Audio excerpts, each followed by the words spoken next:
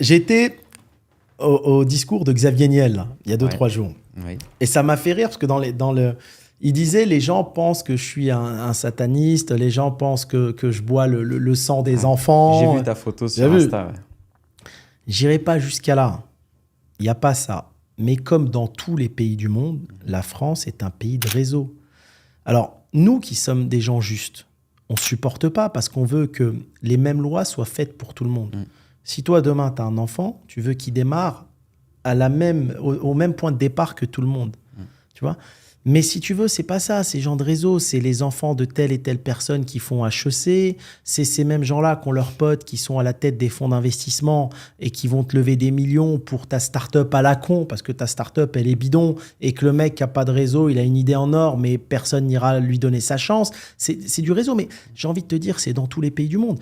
Et après, même dans les villes, t'as des notables entre eux dans les villes. Ouais. Donc, c'est des réseaux dans chaque ville qui sont ancrés depuis des années et des années. Ça ne changera jamais. Tu sais, on dit souvent, il y a l'avocat qui connaît la loi et celui qui connaît le juge. C'est partout pareil, dans le monde entier. Tu viens dans n'importe quel pays d'Afrique, essaye de devenir milliardaire dans un pays d'Afrique. On va pas se mentir. Ouais, jamais. Mais tu feras rien. Je sais même pas s'ils vont te laisser devenir millionnaire. C'est entre eux aussi, c'est pareil, c'est le même système partout. Il y a celui qui dirige, il y a les amis, et quand tu regardes, dans chaque pays, je pense que la moitié des richesses du pays sont tenues par une poignée d'hommes. Ouais. Et c'est partout pareil.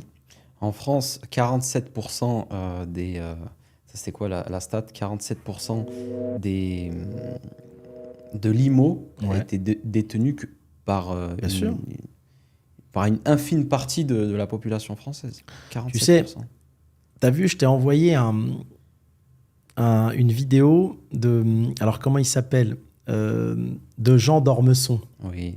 Quand il disait, en fait, les milliardaires, ils ne sont pas forcément plus intelligents. Je ne pense pas qu'ils sont plus intelligents qu'un éboueur. Tu vois, je l'avais vu après et je te l'avais dit, je te l'avais dit un moment dans un podcast. Oui. Parce que j'ai rencontré ces gens-là, j'en ai rencontré plein, j'ai eu la chance d'en rencontrer plein.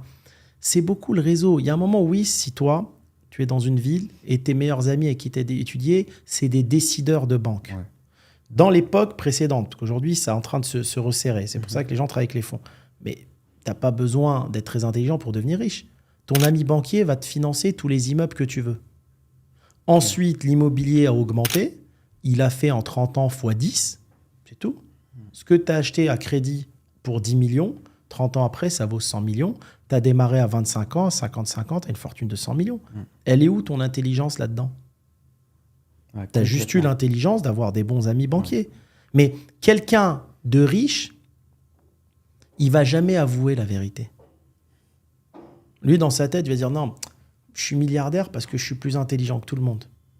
Parce qu'il ne croit pas au mektoub, il ne croit pas au destin, il ne croit pas aux opportunités de la vie. D'accord ? Il ne croit pas à tout ça. Qui t'envoie les opportunités ? Ouais. Qui fait que tu vas rencontrer telle ou telle personne dans ta vie ? Ça fait partie, nous qui sommes croyants, de ton tracé de vie. Moi, je vais te donner un cas de figure, et ça me concerne personnellement. Et on reparle encore du cas Quick. C'est un ami qui m'appelle, qui me dit « Hakim, il y a Quick à vendre, c'est pour toi. » Mais moi, dans ma tête, je me serais jamais dit « Je peux acheter une affaire à 230 millions. » Ça m'a même pas traversé l'esprit. Ouais. J'étais même pas en train de chercher cette affaire, en train de dire « Tiens, je vais l'acheter. » Non. « Allô, Hakim, ouais, cette affaire, c'est pour toi. » Une autre personne qui vient de parler sur LinkedIn, où je suis financier, il faut qu'on se voit, on prend un café. J'ai entendu dire par telle personne que tu étais sur le dossier. Tu as besoin de temps, je peux t'avoir l'argent. Ces gens-là, ils sont venus d'où ? Tu vois ce que je veux dire ? Ouais. C'est l'opportunité. Quelqu'un qui achète une immense boîte qui le rend milliardaire, cette boîte, c'est quelqu'un qui lui en a parlé. D'accord ? Et ensuite, il a eu la chance et l'opportunité d'avoir un financier qui est arrivé au même moment. Et boum, voilà, je suis milliardaire. Mais une fois qu'il est milliardaire, il va dire non, je suis le meilleur au monde. Je suis le meilleur au monde. Non, je pèse 10 milliards parce que je suis là-haut, personne ne peut me rejoindre. Tu vois ? Mais non, mais il faut garder une certaine humilité et savoir que ces opportunités sont envoyées par quelqu'un. Complètement. C'est comme les rencontres de ta vie, c'est pareil. Complètement. Après, il faut aussi, au moment où tu as ces opportunités-là, les saisir. Les saisir. Bien sûr. Parce que tu en as plein, ils sont... Franchement, j'en connais plein. Ils ont des opportunités, même, je te parle clairement, dans ma famille, ils ont des opportunités vraiment. Je les regarde, je dis, moi, à ton âge, j'aimerais trop les avoir, ces opportunités-là. Et tu les saisis pas? Le destin, faut le déclencher. Ouais. Moi, je pars du principe où le Tout-Puissant amène des opportunités à tout le monde. Ouais. Parce qu'il est, il est juste et égal. Après, tu as des gens qui dorment, tu as des pessimistes qui vont jamais saisir l'opportunité. Mais ça, tu sais, on peut pas leur en vouloir, Wissem, parce que dès leur jeune âge, il y a des gens, ils sont mis dans des cases.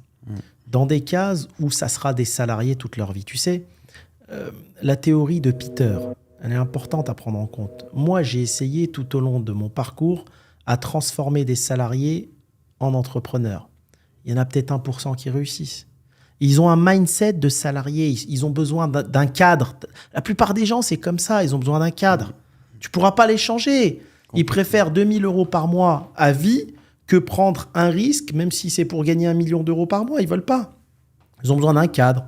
Et ils sont heureux dans leur cadre. Ils se lèvent le matin, il est 6 heures, ils prennent le café avec les enfants, chacun va à son boulot, et ça va. Tu sais, à un moment, en fait, moi, je passe mon temps à regarder le comportement des humains.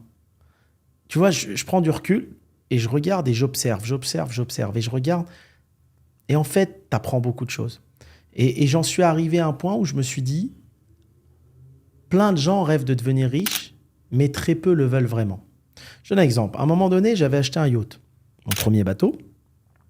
Et en fait, tu vois, il y avait des amis, donc j'aurais fait monter. Ils m'ont dit, mais non, c'est trop gros là-dedans, on ne monte pas. C'est bizarre, pourquoi il y a ce bateau? Viens, on va faire du jet ski. Alors que quand ils passent devant les bateaux au port de Saint-Trope, ils rêvent d'en avoir un. Mais au fond d'eux, ils ne veulent pas vraiment de cette villa du milliardaire. C'est juste un rêve, c'est un kiff. C'est comme le type qui va gratter le ticket de loto. Tu sais même pas s'il assumera, s'il va gagner. Ouais. Juste, bon, aujourd'hui, j'ai bu mon café, j'ai gratté un ticket à 10 €. C'est comme le type qui est marié, qui ne trompera jamais sa femme, mais son rêve, c'est de coucher avec... C'est pareil. C'est pareil. Ouais. Tu vois, et ça, tu le comprends, pareil encore, avec le temps, en fait. Tu comprends, t'as eu plein de potes autour de toi qui te disent, oui, je veux devenir riche, je galère, j'en ai marre de mon taf et tout ça, ça me prend la tête, mais qui font rien. Le lendemain, ils retournent au taf, pareil. Tu vois, et dès que tu vas venir à ces potes-là, ces mêmes potes-là qui sont des rêveurs, tu vas leur dire, allez, venez, on va dans un garage à la Facebook, on va bosser, il faut sacrifier 1 an. Mais au bout de 4 jours, ils vont dire, non, mais je retourne au taf, attends, je vais pas avoir là mon salaire à la fin du mois, c'est trop compliqué, tu vois. Il n'y a plus personne après. Il n'y a plus personne. Donc, c'est un rêve, c'est une idéologie. Et c'est d'ailleurs ces gens-là, comme on en parlait, qui se font avoir à acheter des formations. C'est ces gens-là qui achètent des formations à la con. Non, je suis d'accord avec toi. Une formation. La boucle est bouclée. La boucle est bouclée. Et je ne sais même pas s'ils les ouvrent, les formations. Non. Est-ce qu'ils les ouvrent? Non, 80%, ils ne vont même pas jusqu'au bout du premier module. Quand vous achetez une formation, achetez des formations à des gens experts dans un métier pour aller quand même au bout du projet. Mais parce que c'est des rêveurs d'entrepreneurs. Ce n'est pas des entrepreneurs.